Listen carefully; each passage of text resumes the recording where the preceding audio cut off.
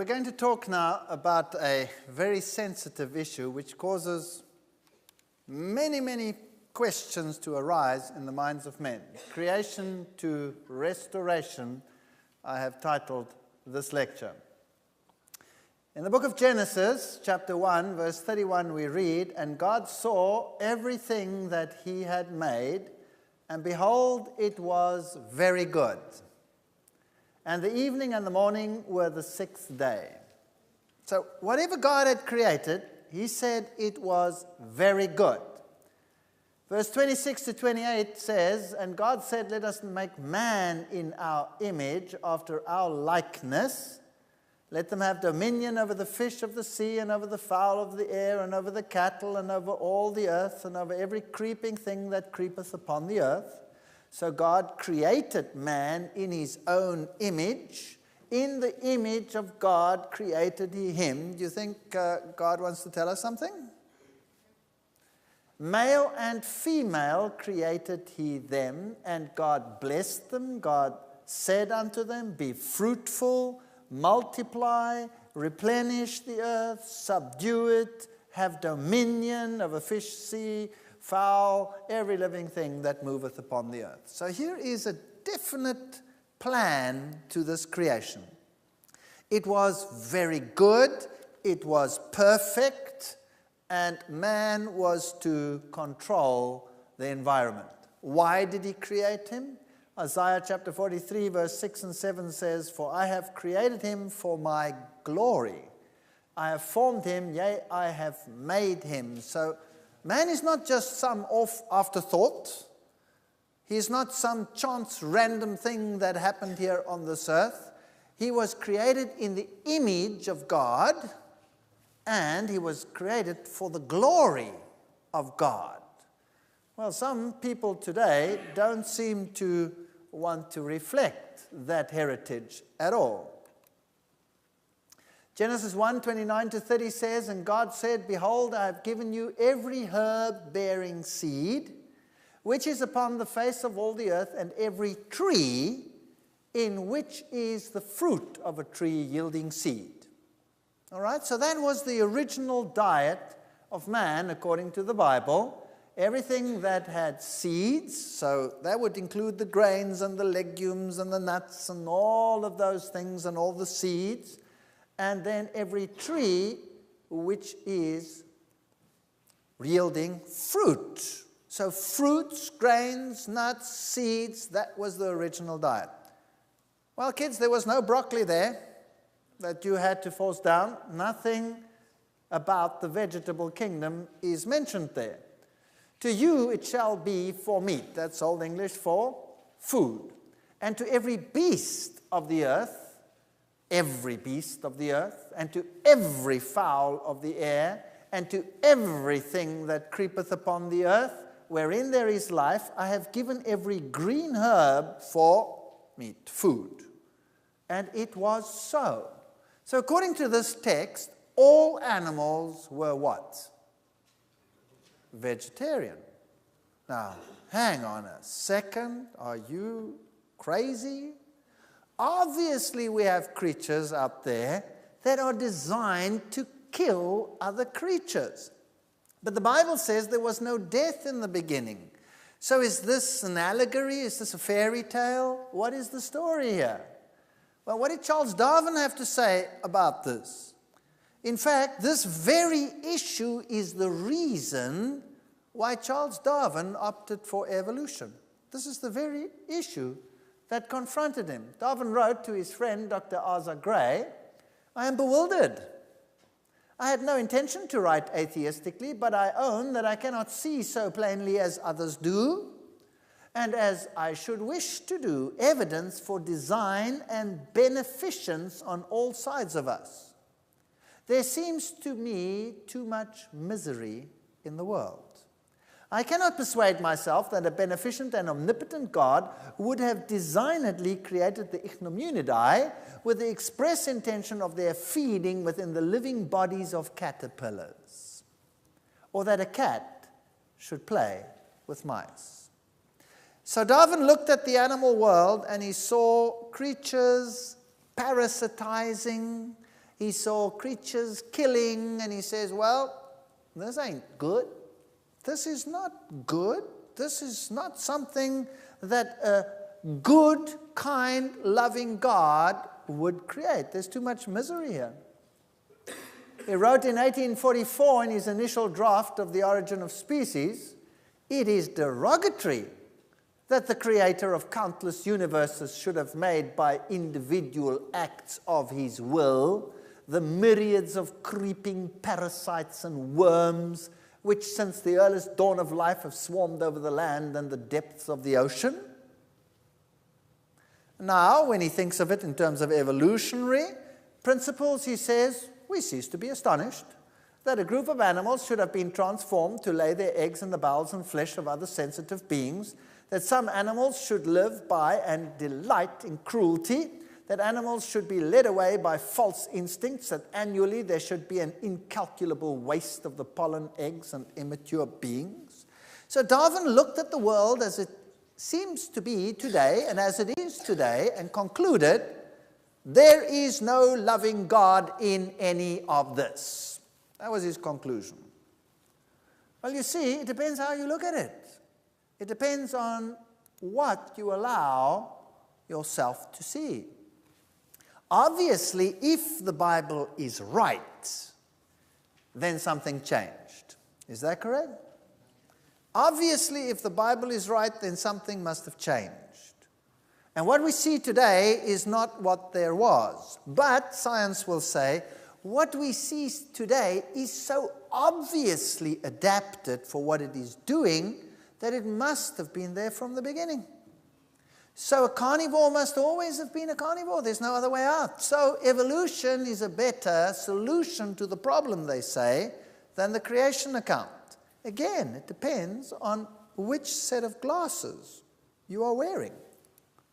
For example, Genesis 3:9, and the Lord God called unto Adam and said unto him, where art thou? And he said, I heard thy voice in the garden, and I was afraid, because I was naked, and I hid myself. And he said, who told thee that thou wast naked? Hast thou eaten of the tree whereof I commanded thee that thou shouldst not eat? God knew that he had eaten of it, but he just asked him. And the man said, the woman whom thou gavest to be with me, she gave me of the tree, and I did eat. So what happened here? He started blaming. So, it's not me, it's you. We've been blaming ever since. And then the Lord God said unto the woman, what is this that thou hast done? And the woman said, the serpent beguiled me, and I did eat. We still do the same thing. Everybody blames each other. And in fact, we find the solution to all our problems by blaming someone else. Kids are skewed because the parents were bad. The parents were bad because their parents were bad. And they were bad because they got kicked by an uncle or what, It just carries on and on and on and on. If there's something wrong with my character, well, it's my upbringing, or it's my background, or it's my environment, or it's my this, or it's that. We blame ever since that day. And the Lord God said unto the serpent, because thou hast done this, thou art cursed above all the cattle, that means animals, and above every beast of the field. Upon thy belly thou shalt go, and dust shalt thou eat all the days of thy life. Whew, say the scientists. What rubbish. Serpents don't eat dust. Well, this could be a reference to death. You see, dust thou art, and dust thou shalt be. So, death came into the equation. But besides that, when an animal without hands to lift something up eats, he eats dust with it as well, but that's besides the point. But I believe it's a reference to death. So something changed, and this creature obviously didn't walk on its belly before. It must have been somewhat different. Do we have creatures today that have legs but don't walk on their legs? Yes. Here is a Cape dwarf burrowing lizard. There are the rudimentary legs. Here's another one, a burrowing skink with rudimentary legs. There's another, there's another. There are snakes which have rudimentary legs. So obviously the genes for legs must be there, right? The genes must be there, but they're not fully expressed. Is it possible that the genes were just switched off? That is not evolution, that is deactivation of something that is no longer there. That's like putting a plank over some of the keys on a piano so that you cannot play them anymore. And then that repertoire is just gone. So that is change. Is it evolution? Not necessarily. It's just deactivation of genes. Well, what about a snake has fangs? Surely they were designed to kill. Well, what is a fang?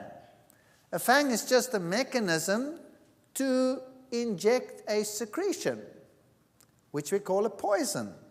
Did it have a poison in the beginning? Well, what is that secretion that comes out of this fang? All it is a salival secretion. So the enzymes in the salival glands are slightly modified by their expression, and now when they are injected, instead of being dissolving and digesting enzymes, they are toxins, neurotoxins or blood toxins or whatever variety, depending on the shape of the protein.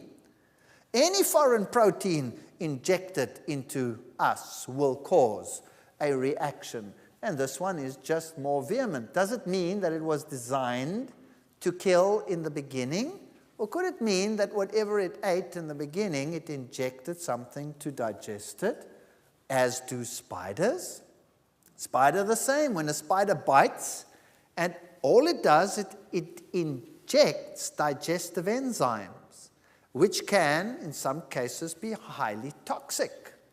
So a spider has a net. Some spiders actually eat pollen for some part of their life cycle, or can survive on pollen. Is it possible that there were seeds or some form of flying seeds, dispersed seed, that today no longer exists because we only have a fraction of the kingdom of plants and animals left that used to exist in the past? Are circumstances different to what they were in the past? Cursed is the ground for thy sake. So when sin came in, the ground was cursed. Cursed is the ground for thy sake. In sorrow shalt thou eat of it all the days of thy life. Thorns also and thistles shall it bring forth. Well, here's a change. Henceforth there will be thorns and thistles, and thou shalt eat the herb of the field. So something was added to the diet. Well, why? The ground has suddenly been cursed. Does this mean that the ground does not yield what it yielded before?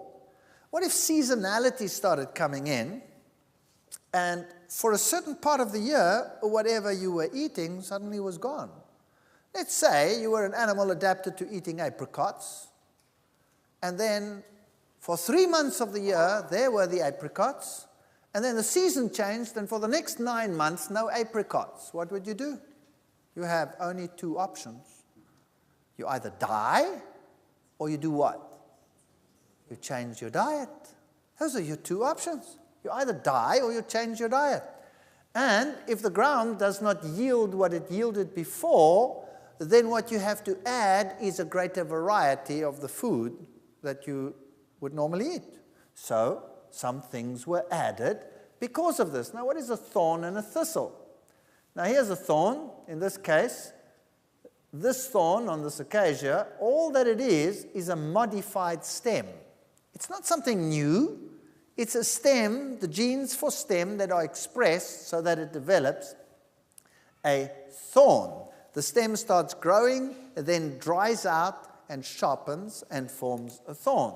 In this case, for example, this stem has been modified in this succulent to be a water reservoir and to actually act as a leaf itself. And so the leaves, which would only serve for evaporation and loss of water, disappear, and the spines that you see on these prickly plants are actually modified leaves. All that means is that in a normal leaf, the gene unwinds the leaf and it folds out. Here, instead of unwinding, it winds up the leaf and it forms a hard point, dries, and becomes a spine. Is this something new, or is something just differently expressed? Something is just differently expressed. Here you have a rose, and here it also has thorns, and in this case, it's an epidermal or a cortical outgrowth. So this is just something that is activated there to cause this outgrowth, which happens to be a thorn. So a thorn is not something new, it is a modification of something that already existed. The same with a thistle. Instead of the leaf of the flower unfolding, the petal unfolding, it folds in upon itself and dries and forms a sharp thistle. So this is a modification of the expression of a gene. It's nothing new, it's not evolution, but it's a consequence of a changed environment. These organisms now can survive in dry areas, and they can survive under circumstances less favorable than they were before. Now, what is a parasite? Darwin said, did God create parasites? The Bible says everything was perfect. There was no death. Surely one animal wasn't eating another. So now you had millions and millions of varieties of worms probably doing their thing in an original environment, and now some of them suddenly are parasites. Well, here's a tapeworm, for example. A tapeworm, does it have a digestive tract? No. Do we have free-living flatworms that do have digestive tracts? Yes. So now, if the ground is cursed and doesn't yield what it yielded before, then somebody has to give up something. Now, what if these creatures, by chance, when ingested, managed to survive in a host, and then eventually, because they were covered by something which protected the cuticle, which protected them from enzymes, they could survive, and so they survived in the intestines of other creatures. And because everything was pre-digested for them, they didn't need an intestine. So how did they lose the one that they had? Just deactivate the genes and switch off the intestine, and then you have a parasite. And these parasites weren't there originally to be parasites, but became parasites because their original intent had been taken away. So if we have a look at the myriads of pathogens that we have, like here's a normal E. coli cells, and pathogens are just translocated species. Very often, if you take a normal E. coli, which is the normal bacteria in your intestine, and you translocate it into the wrong place, another part in the body, suddenly its environment is different, and it responds by secreting compounds, and all of a sudden it is highly pathogenic, and you get very sick from it. All it is a translocated organism that is now surviving in the wrong place. Now, plasmids, small DNA fragments, are known from almost all bacterial cells. Plasmids carry some 2 to 30 genes. Some seem to have the ability to move in and out of a bacterial chromosome. So here's a little plasmid, and there's the bacterial chromosome, and these little pieces of DNA can move into DNA. So what you can have is you can have something like this happening. There's a plasmid, there's a donor plasmid, and off it goes into a recipient, and there it is, and then it gets incorporated into the DNA, and it's a recombinant. Question: is there any new material there, or has the old material been put into a new situation? What's happened here? There's nothing new here. The plasmid existed in the beginning. It's just this piece of DNA has now been incorporated into this creature. So this one now has an extra piece that it didn't have before, but it's not evolution. It's a process. Certain types of bacteria can donate a piece of their DNA to a recipient cell. The recombination is a bacterial equivalent of a sexual reproduction. It's like, take a piece of mine. Note that the entire DNA is not usually transferred, only a small piece. So, for example, acquired immunity, resistance to pesticides, herbicides, antibiotic resistance is not based on new genetic material. It's material that has been spread around. So there's nothing new here, but a creature can suddenly become a pathogen, can become a dangerous organism, and that is why every year the flus and the sicknesses change, because they exchange information, but there's nothing new. This is not evolution, this is the redistribution of existing material. Here's an interesting creature. This is a barnacle. Now, a barnacle is when you walk on the rocks by the seashore and you get all these sharp little things. Actually, it's a little crab-like creature within the shell. Now, there's a certain parasite barnacle that looks very different to this, of the genus Saccholina. It's a barnacle that parasitizes other crabs, bigger crabs, similar to other barnacles. So what happens, the adults are internal parasites called the interna, and tumors grow inside the hosts, and these tumors can develop a system of branching roots that ramify through their host bodies and absorb their nutrients. And the life cycle of such a creature comprises two stages, an endo and an ectoparasitic stage. So, like normal barnacles, there's a normal larva that swims around and does whatever it does, so that all the genes are there for the development of this whole thing. And I believe all the genes are there for the development of a barnacle, but it's in trouble competing with other barnacles, and so either, because the resources are less, it dies, or it changes its lifestyle. So what it did is it went and it climbed into another crab, and then it loses everything. It doesn't develop any of its features. It doesn't look like a crab at all anymore. It doesn't have little legs, doesn't have anything like that. No filtering system, nothing. It just develops a sort of a web and a reproductive system, and that's all it is. Just reproductive organs. And for the rest, it gets everything from the host. Was it designed to do that in the beginning? Or did it happen because circumstances changed? Isn't that possible? Let's take a look of a creature that's closer to home. You have mosquitoes here, don't you? Obviously you do, living in this environment. Now the mosquito has this wonderful little proboscis over here that serves like a drill. And there we go. Inside, and then you fill up with blood like that. Rather scrumptious meal. Now, obviously, the mosquito was designed to suck blood. Yes or no? Answer is probably no. You see, it is only the female that sucks blood.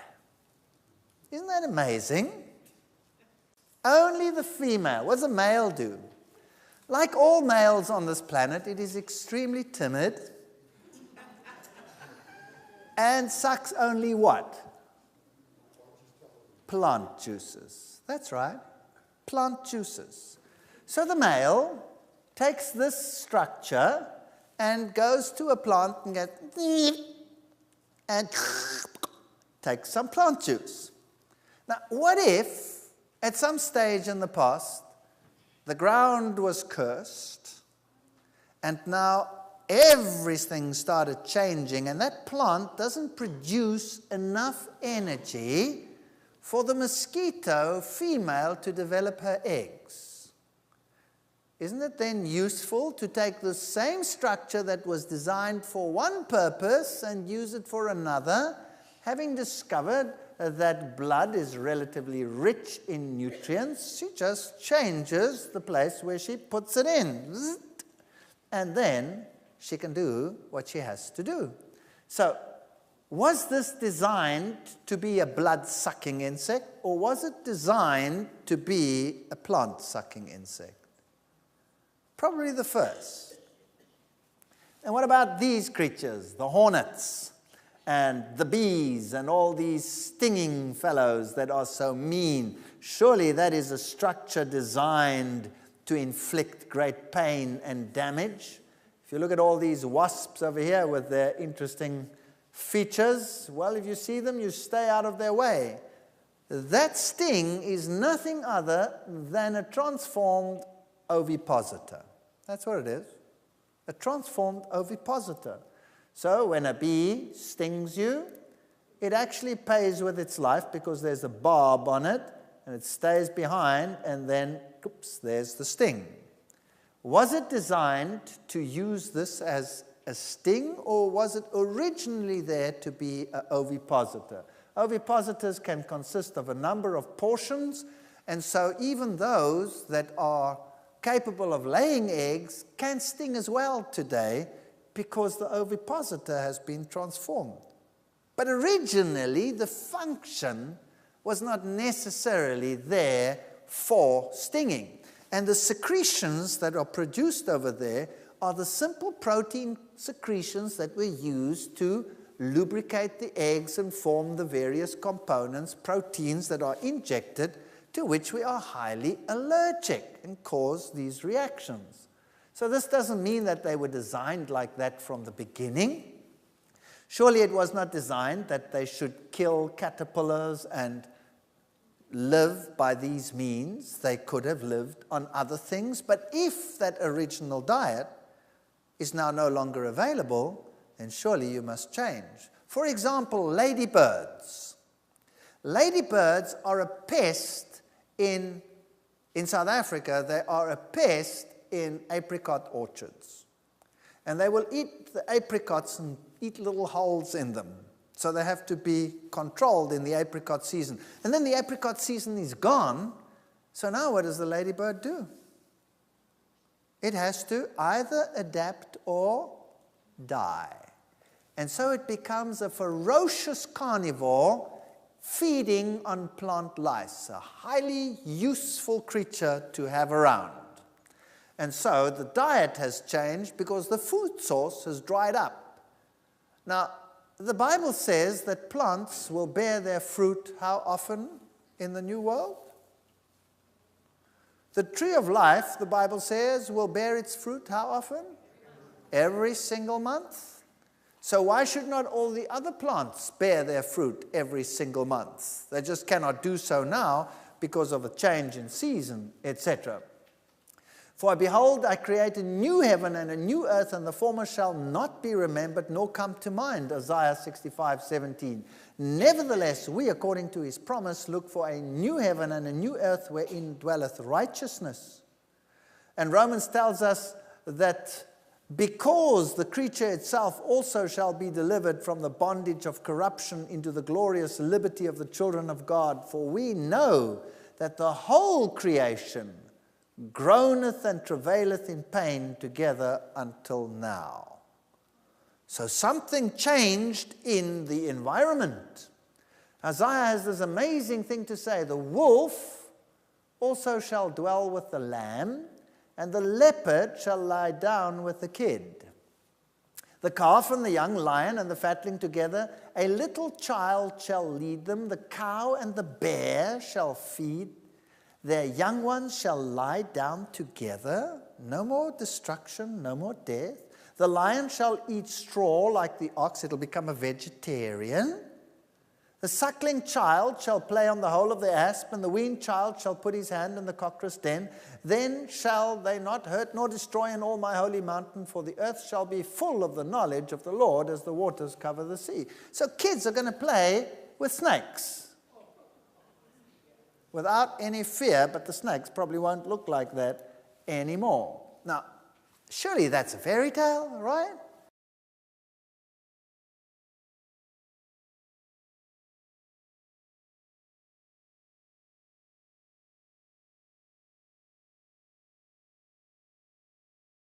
Carnivores are designed to be carnivores because they have these powerful teeth, these canines, and they can rip you apart.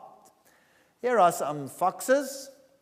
A Russian scientist by the name of Dmitry Balayev studied the process of domestication of foxes. What he did is he took a number of foxes and then he started domesticating them. And he chose the offspring that were more at home with the humans.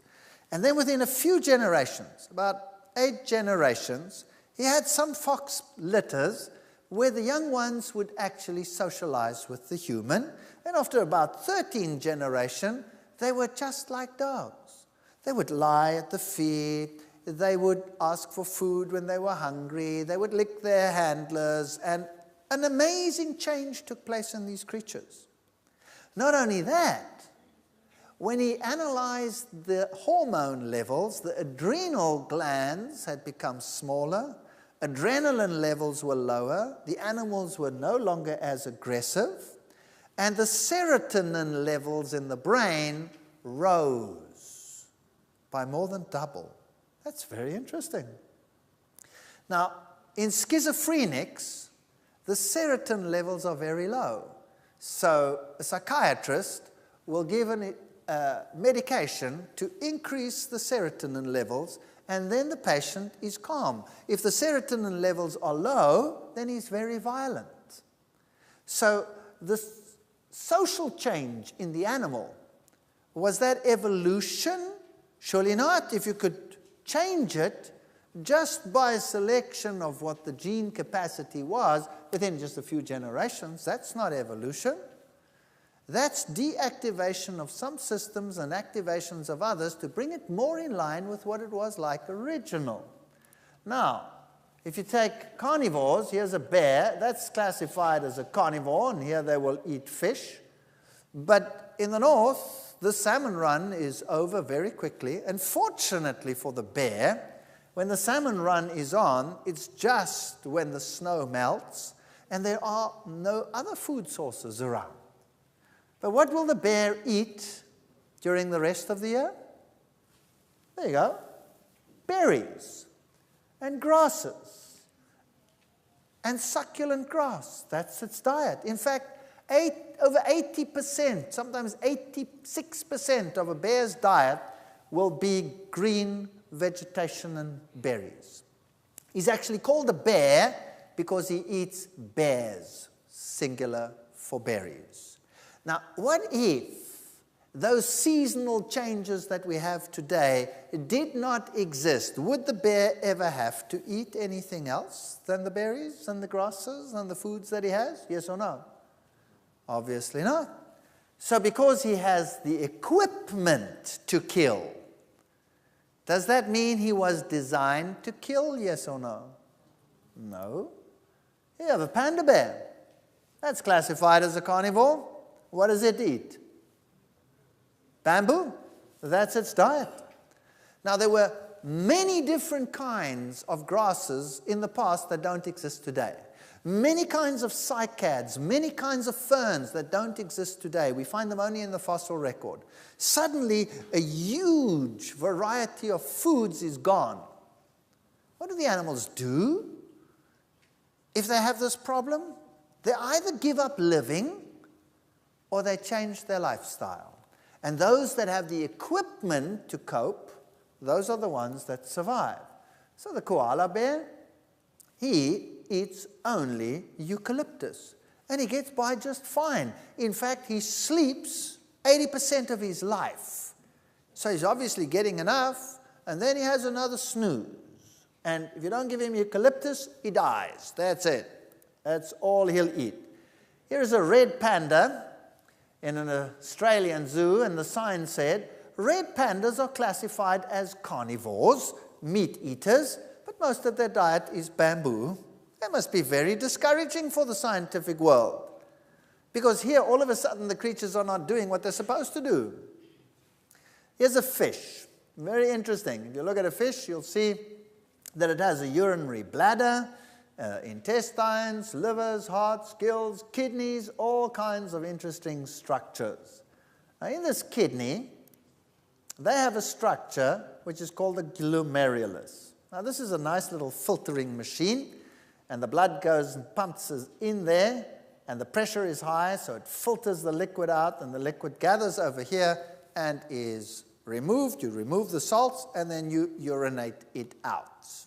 Very nice structure in the kidney of the fish. Now, fish in the sea have a big problem because their salt concentration is lower than that of the sea, so they're constantly losing water by osmosis. So now, this structure to them is a calamity. So what they do is they switch it off, and it's deactive, and it doesn't work. So fish in the sea have structures in the kidneys that they never use. Why would they develop a structure that they never use? And science is constantly battling with this idea. Now, did fish evolve in fresh water or did they evolve in salt water? Well, the sea is so much bigger, they must have evolved in salt water. But if they evolved in salt water, why have they got a glomerulus? A fish in fresh water has another problem. Its salt content is higher than that of the water in which it lives, so water is constantly moving in by osmosis. It has to get rid of it. If you drink 5 glasses of water, one after the other, eventually you have to run where? Yeah, why? Because the kidney is pumping it out through your glomerulus. So a fish in fresh water needs that structure. But some fish have so deactivated the structure that if you take it from the sea and you pop it into the fresh water, it dies. Others have managed, like the salmon, to switch it off in the sea and switch it on in the fresh water and can swim up the rivers and into the sea and do all these interesting things. But most of the fish in the sea cannot use it at all. It's a total oxymoron for them. Isn't that interesting? So this tells me that if all of them have it and most of them don't use it, then maybe conditions were different in the past. Does that make sense? Maybe all was fresh water, and salt water as we know it today is a consequence of the subterranean water, which is often high in salt, that came up during the flood. Very interesting. So, if we look at our own kidneys, we have something else. We can even concentrate our urine so that when we are walking in the deserts and we need to conserve water, we have a structure which is called the loop of Henle in the kidney, which now, through a countercurrent concentrating system, concentrates the urine, so eventually I have a highly concentrated urine.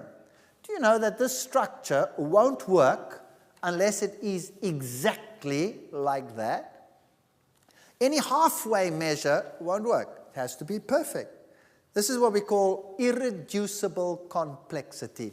It either is perfect or it doesn't work. Natural selection cannot create it. It has to come into existence just like that. Chance or design. Those are your options. And I believe conditions changed. Now there's a lion. Obviously that is a carnivore. Yes, he's a great killer. Do you know that lions have been raised vegetarian? In zoos, many of them. And that they are highly docile when they are raised vegetarians. And what is interesting is, animals that are raised vegetarians, carnivores, live longer. Much longer and have less disease. Do you know that the vets will tell you not to feed your cat milk because it causes kidney failure? And these carnivores, the strongest one, gets to eat first. And when they catch an antelope, what do you think the numero uno lion will eat first? What do you think he eats? He opens up the stomach, he rips that open, and the first thing he eats is the contents of the rumen. So he's actually getting all those plant materials and vitamins and things into him, and he is then the strongest. The rest get everything else, and they are slightly less strong. Of course, he eats the other things as well, but he survives better on these things. So, having found these things out, I actually did quite a fair amount of research in my laboratories with my students, and I sometimes drove my students nuts with the things I asked them to do, because they couldn't understand why someone would want to even do things like that. Here is a female lion from the Kalahari. These are some that we looked at this creature as well. Is it possible that it was not designed originally to eat meat, although it has the capacity to do so now? There are a tiger's teeth, and it has like blades over here that act like shears cutting something. Now, that's perfect for cutting meat, and the canines are perfect for killing organisms. That is correct. But the same cutting is also perfect for cutting tough plant material. So it could be used for either. It doesn't mean that it had to be used for what it is used. If you look at the wolves and which give rise to the dogs, we had a dog, and this dog, of course, eventually died of hip displacement. And so you realize that your dog has a specific lifespan, because eventually everything starts giving way.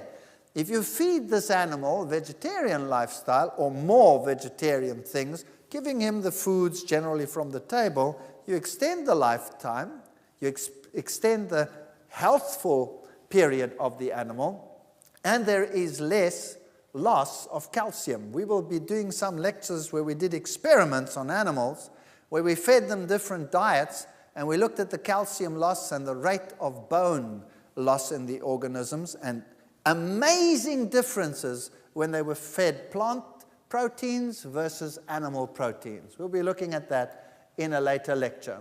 Isn't it interesting that the further away from the original, the uglier the animal gets? Here is a hyena. That's a scavenger. That's pretty ugly. And one wonders, was it so ugly in the beginning? I've done quite a study of these creatures, and I'm always surprised when I go into the wild and I look at them, that those that are scavengers normally are uglier, and sometimes even though they are larger, they have a lower rank than something that is smaller. That's quite incredible. So there's some interesting things in nature over here. Jackals, some of them, they're pretty, but they still look sly. Look at this creature. I mean, this is a proud eagle, and you look at this magnificent beak. Surely that's designed for killing, or the beak of an owl, or the talons that they have, these creatures. Surely they are designed for meat eating. All these birds of prey, magnificent creatures. Well, here's a parrot. This is called the key parrot. Lives in New Zealand. There you can see a little bit of his claws, and there's his beak. And what does he eat?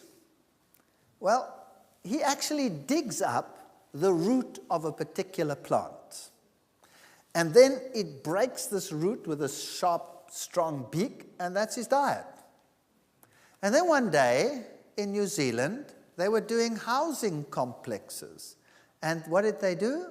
They just ripped all the trees out and built houses. And all of a sudden, the diet of this key parrot was no longer available. And guess what happened? It died out? No. It changed its diet. What do you think it ate? Well, it actually used this beak, which is like a blade, to kill sheep. It climbed on the back of a sheep and would rip open the back of the sheep and feed its way into the sheep from the back and eat the fat around the kidney. And it became a pest and killed so many sheep that there was a hue and an outcry. New Zealanders love their meat. Don't mess with their meat. They're the biggest meat-eating nation in the world. And what happened? Well, very quickly they decided, well, we better plant these trees again. So they planted all these trees, and when the diet was back, guess what the parrot did? It wasn't interested in the sheep anymore. So the original food source, if that had not been there when some enterprising first person came to New Zealand, and let's say this creature was killing other animals, wouldn't he have believed, well, he's designed to do so, yes or no? Obviously. Well, here is a cute parrot, and we enticed this parrot with this handbag over here, and he put his foot through to try and grab it. Can you look at that?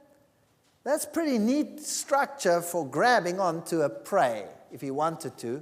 And I'll tell you that that beak is capable of 10 tons of pressure.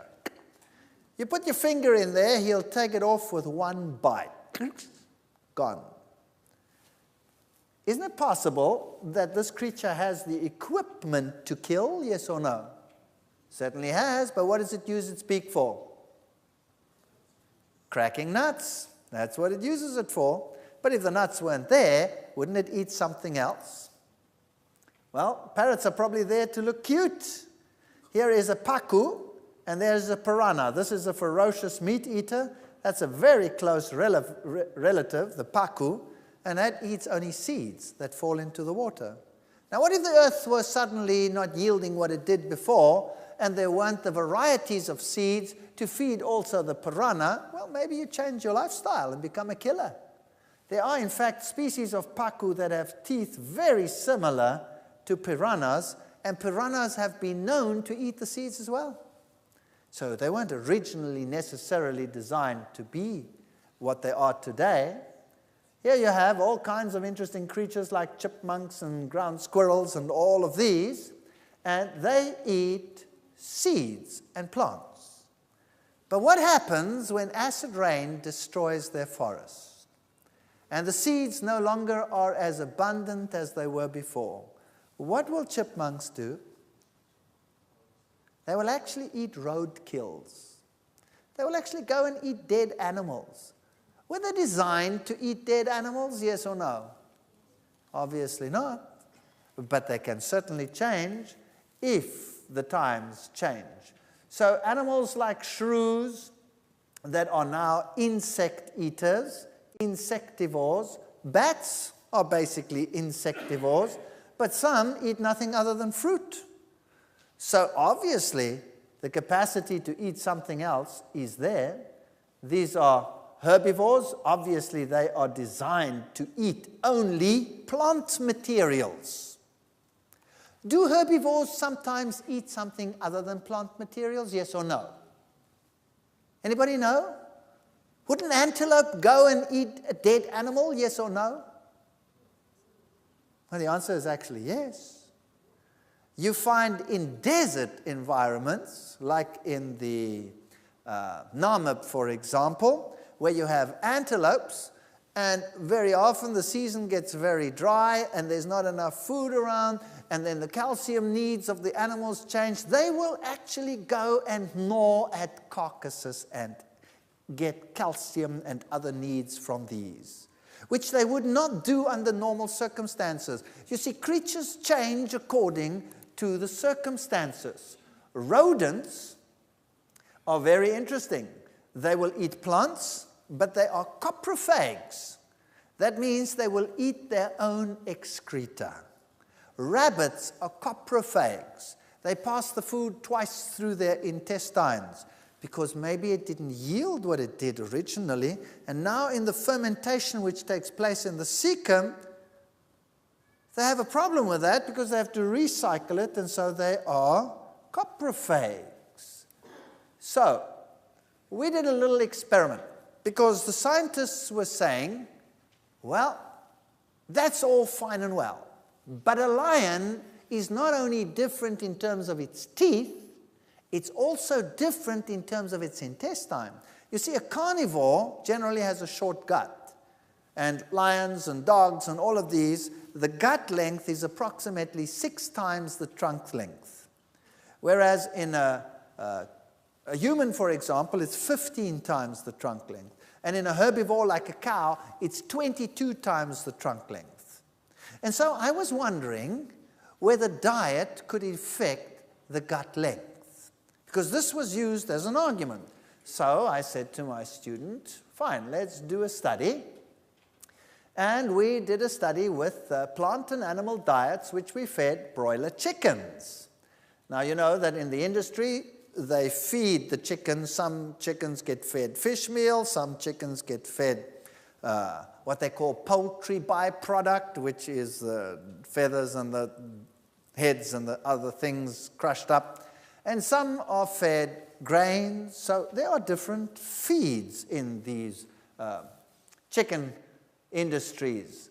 So what we did is we took a complete plant protein diet, and we took a diet that contained animal protein, for example, fish meal as part of the diet.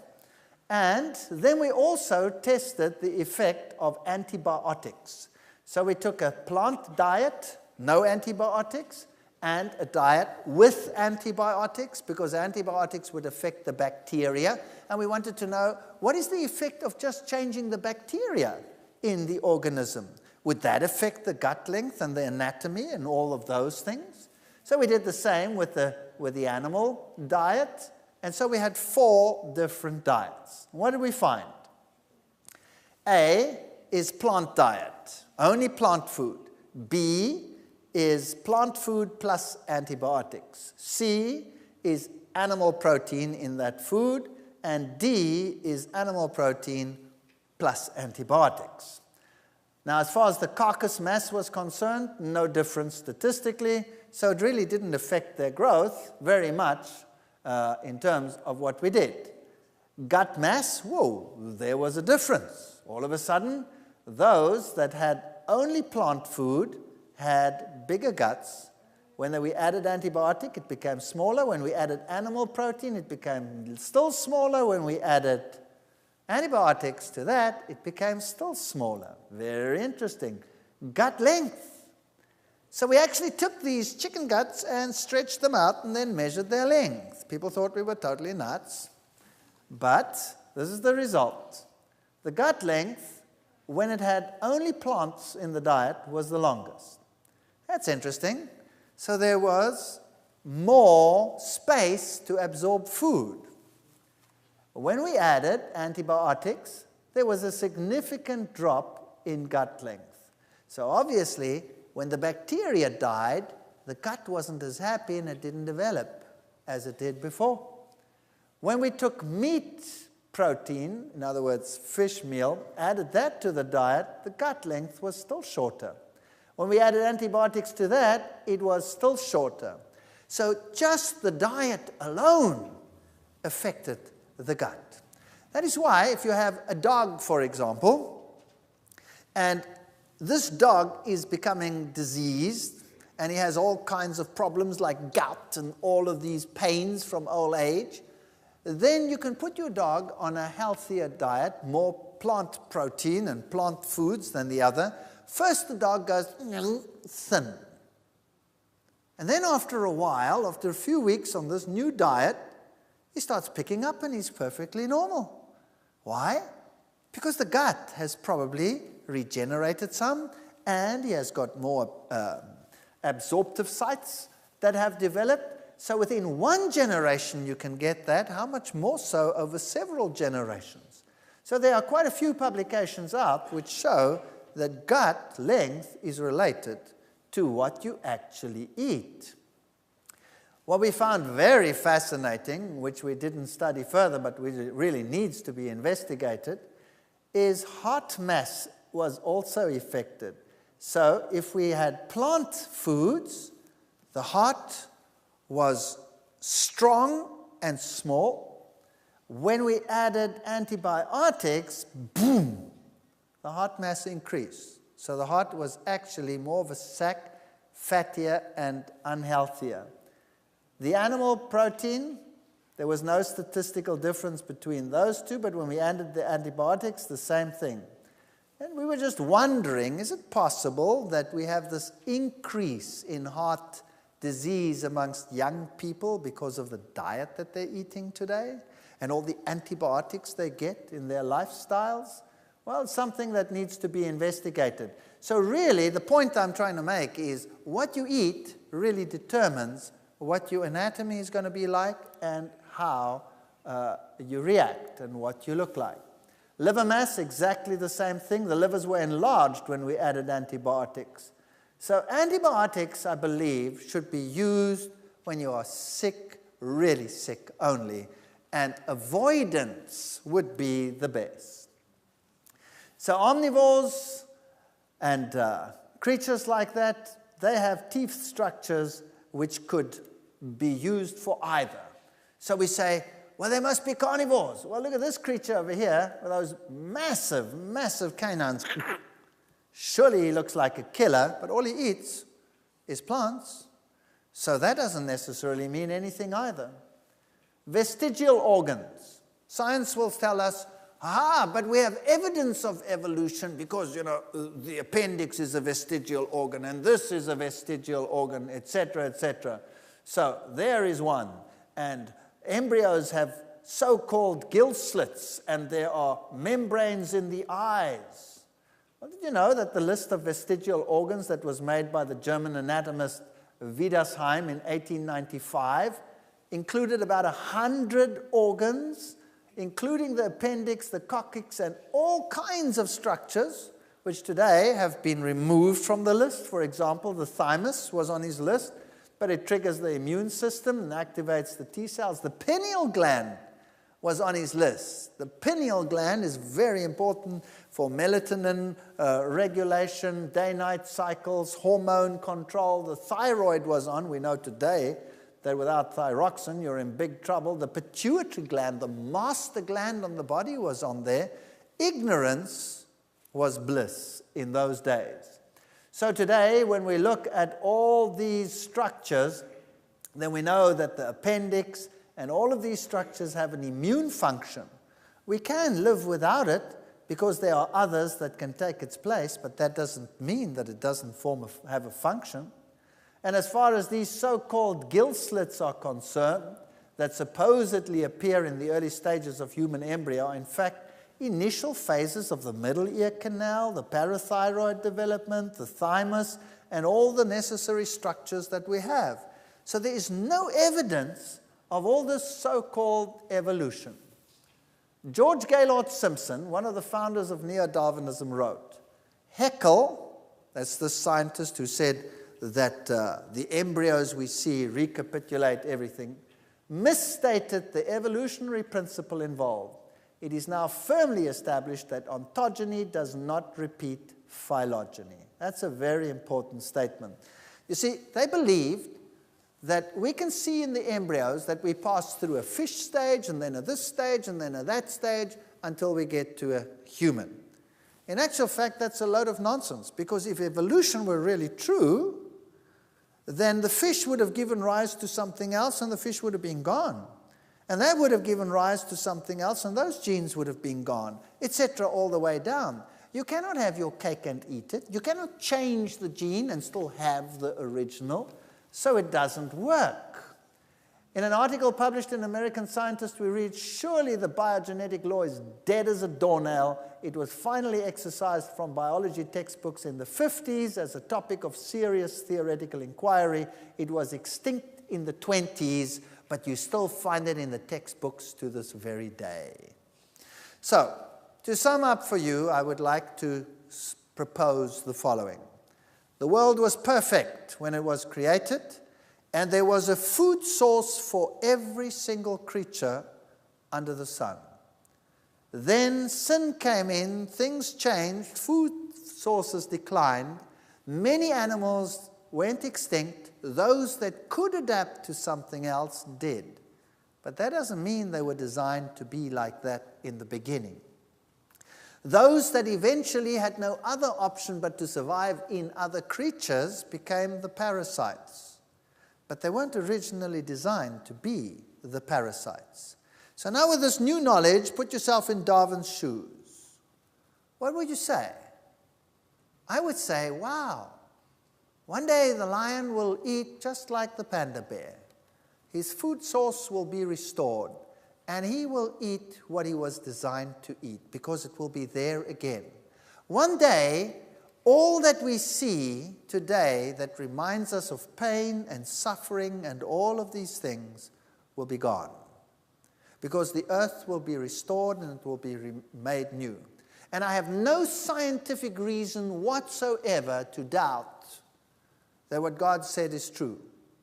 And unlike Darwin, who looked at the dark side and said, there is no love here, I can look at the dark side and say, things have changed because of sin. and to remind us of sin, and to create a hope in us for a better world, so that we might look to God and ask God to cleanse us so that we can be part of that new creation. It's just a different outlook, using the same information, and the choice is yours. You can walk through the field and you can study the thorns and the thistles, or you could choose to look at the rose. The choice is yours. You can look at the dark side, you can look at the light side. God has left everything there for us to remind us of the beauty of the past. But He has also permitted the negative to create a hunger for something better. Choose. Thank you.